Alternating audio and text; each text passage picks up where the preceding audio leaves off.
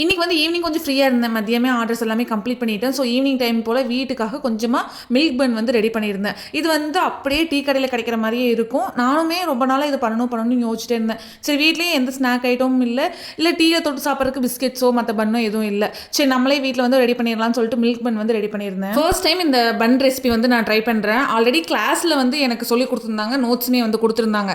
அங்க கிளாஸ்ல பண்ணது தான். மறுபடியும் இங்க வீட்ல வந்து எதுவுமே நான் வந்து ப்ரிப்பேர் பண்ணி எல்லாம் பார்க்கவே இல்ல. இப்பதான் ஃபர்ஸ்ட் டைம் வந்து கிளாஸ் முடிச்சு இந்த பன் வந்து நான் ரெடி பண்றேன். உண்மையாவே பன் வந்து ரொம்ப சூப்பரா வந்து வந்திருந்தது. டீல தொட்டு சாப்பிடும்போது டேஸ்ட்டுமே நல்லா இருந்தது. கடையில வாங்குற பன்னை விட நம்ம ஹோம்மேடா பண்றது இன்னுமே டேஸ்ட் நல்லாவே இருக்கும். இதுல வந்து நம்ம பாலும் பட்டரும் கொஞ்சம் அதிகமா போட்டிருக்கனால டேஸ்ட் ரொம்பவே நல்லா இருந்தது. இதுல வந்து ஒரு துளி தண்ணி கூட ஆட் பண்ணல. Full and full milk add பண்ணி தான் பண்ணியிருக்கோம். சும்மா சாப்பிட்றக்கே இந்த பன் வந்து அவ்வளோ சூப்பரா இருந்தது. நிறைய பேர் வந்து ப்ரௌனி ரெசிபி கேட்டிருக்கீங்க, குக்கீஸ் ரெசிபி எல்லாம் கேட்டிருக்கீங்க. ஒர்க் கொஞ்சம் அதிகமா இருக்கு. ஸோ ப்ரௌனி குக்கீஸோட ரெசிபி வீடியோ ஃபுல்லா என்னால் ஷூட் பண்ண முடியல. கண்டிப்பா ஃபியூச்சர் வீடியோஸ்லயோ இல்ல ஷார்ட்ஸ்லயோ நான் உங்களுக்கு ரெசிபிஸ் வந்து ஷேர் பண்றேன்.